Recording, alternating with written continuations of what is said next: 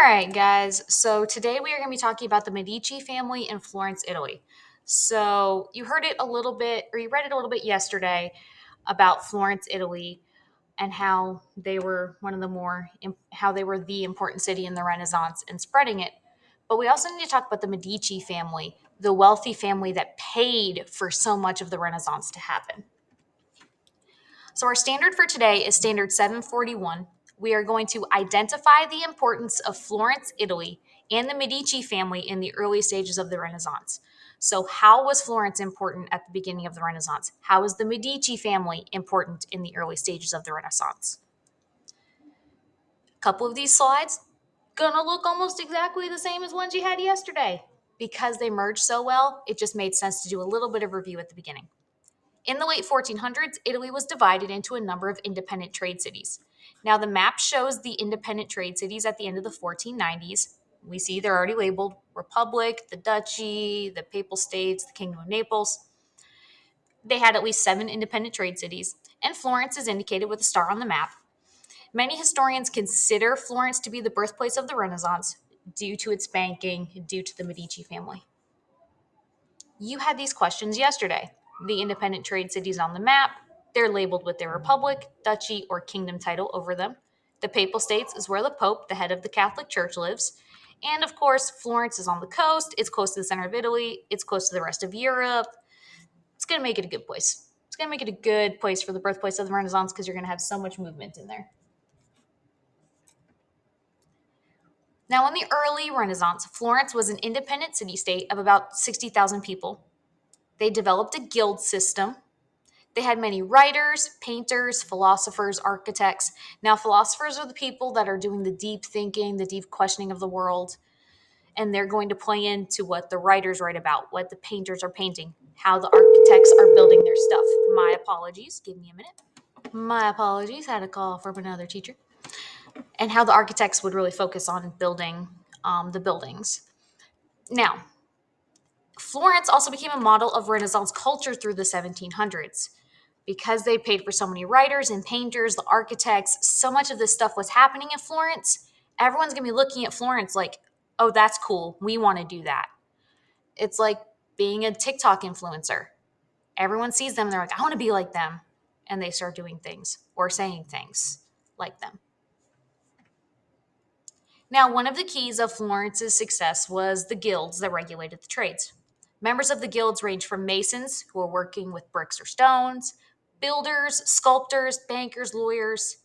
All of the guild members are voting on city issues, and the Palazzo Vecchio, which was built in medieval times, was the home of the guilds and the center of the city's culture.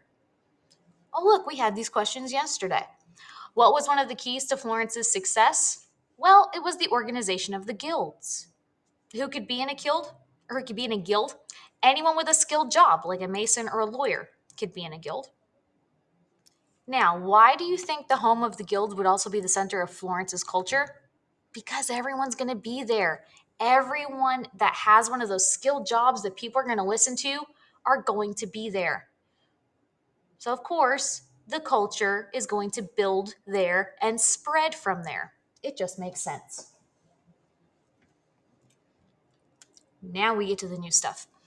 Now, the city of Florence did not have a port on the Mediterranean, but it still had a very successful economy. They're close to the coast, but they're not close enough to have a direct port. People would actually come in there. Actually, no, this isn't new. We had this yesterday. My bad. They would come in and they would travel up to Florence. The bankers of Florence successfully established a sound banking system.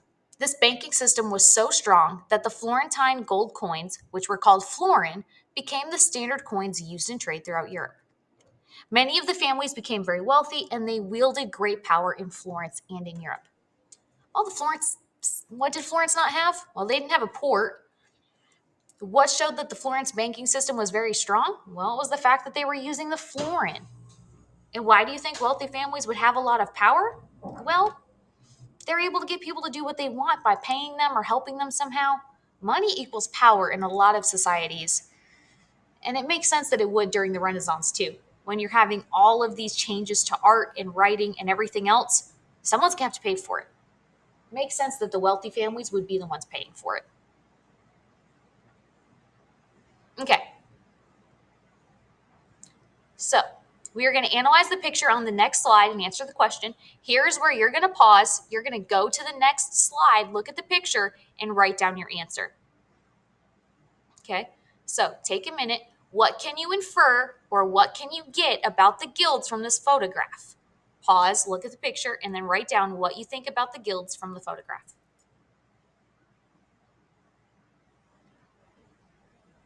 Well, those guilds must have been around a long time. They must have had a lot of wealth to build this building. Look at that. That building looks kind of old, doesn't it? They've been around a long time. That building looks kind of old. Like it looks like it's been fixed, but it looks like very old architecture compared to the other buildings. And that building does not look cheap. It looks pretty pricey. They must have had a lot of money to build that building up like that. And look at how big it is, all right? Look at how big it is, going from here to here. We can see they're doing a little bit of construction over here. All right. That is a very, very large building, very expansive. It makes sense that the guilds who had so much money would pay into that. So now we're going to go for factor opinion. We're going to read the statements below, and off to the side, we are going to type F if it's a fact or O if it's an opinion. Florence is the beautiful city in Italy.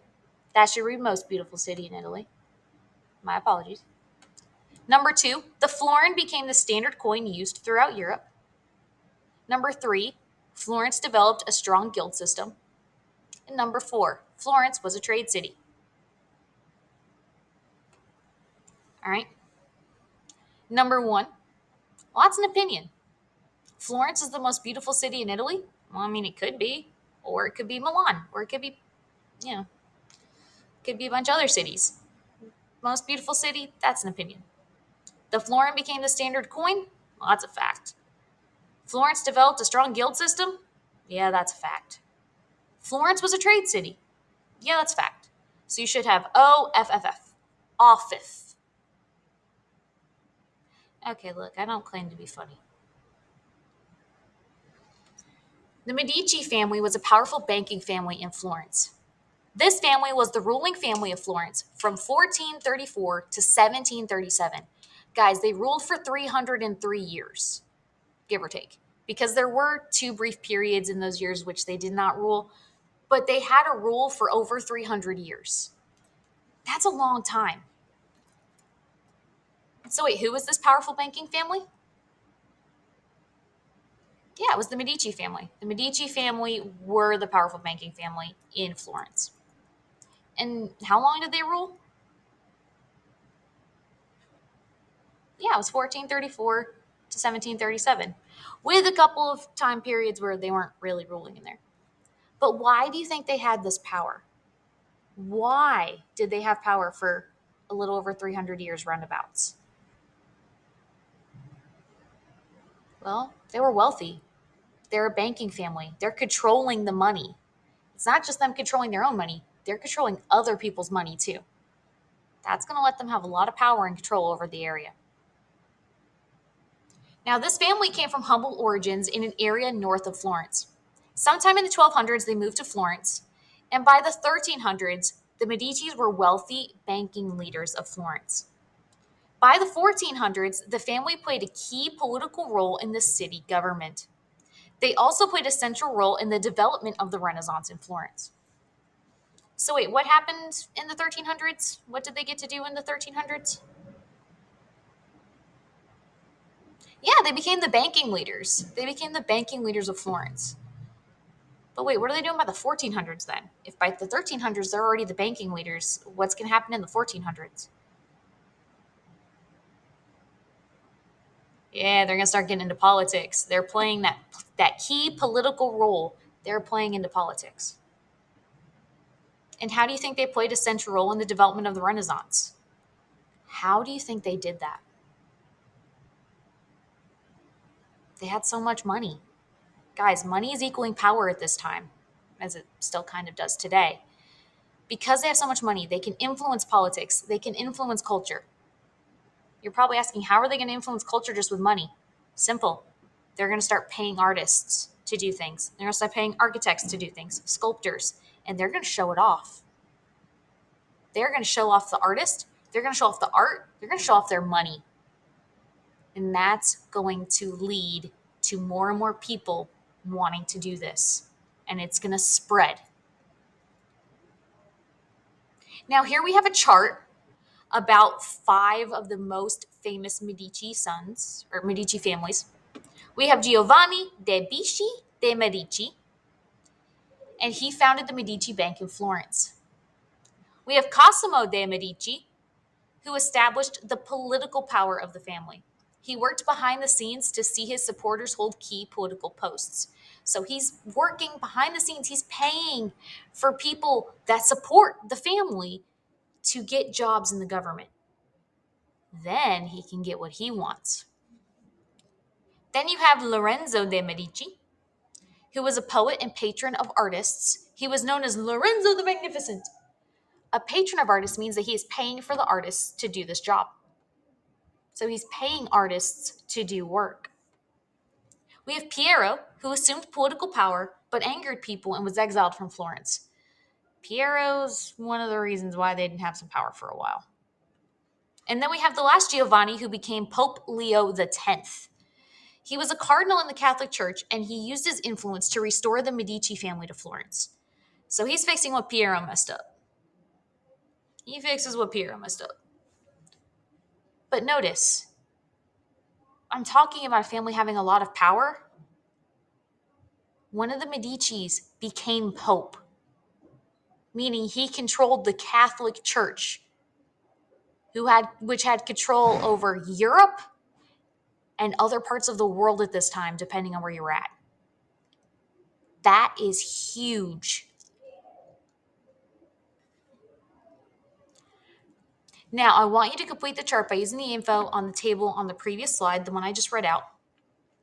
So I'm a Medici known for being secretive and gaining political power, supporting the arts, getting the family into the banking business, being a politician who angered people, and using my religious influence. So take a minute, look back at the chart, answer by putting their names in these boxes. Pause now. Okay, so being secretive and gaining political power. Well, that was Cosimo. Who supported the arts? That was Lorenzo. Who got the family into the banking business? That was Giovanni de' Medici. Yes, you need to put the name. There's 2 Giovannis. You need to put the full name. Who was the politician that angered people? Well, that one's Piero. And then the religious influence? Well, that's Giovanni, who becomes Pope Leo X. See, there's 2 Giovannis. You have to put the full name for Giovanni de' Medici, de' Medici, and then you have Giovanni becomes Pope Leo X. If you just put Giovanni, you're not going to get points. That's just going to get confusing because there's 2 Giovannis. Now, I want you to imagine you are a young person living in Florence during the Renaissance. Which Medici leader would you like to be related to and why? Yes, you would be related to all of them. But think about it. Which one would you want to be related to the most? Like associate with the most? Who's going to be like the family member you look up to the most? And why? Okay, so you're going to write 3 to 4 sentences explaining that. And then we have a Florence and the Renaissance video, which I'll let you watch that on your own. This one's really good. So this is the European history. This is one that John Green, the European history videos are the ones that John Green has recorded later. He talks slower, he's calmer, much easier to understand. All right, guys, go on ahead, work on your stuff. Have a great rest of your day. I'll see you later.